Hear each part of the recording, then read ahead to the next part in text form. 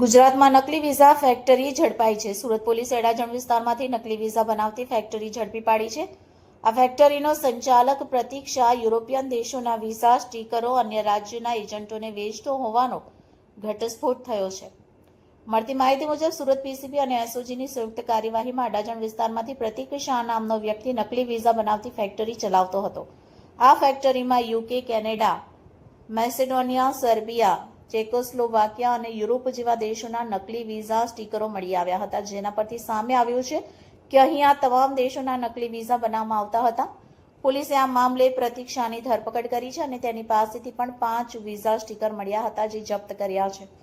સમગ્ર તપાસમાં સામે આવ્યું કે પ્રતીક શાહ નકલી વિઝા સ્ટીકરો દ્વારા દિલ્હી, ચંડીગઢ, પંજાબ અને હરિયાણામાં એજન્ટોને વેચતો હતો।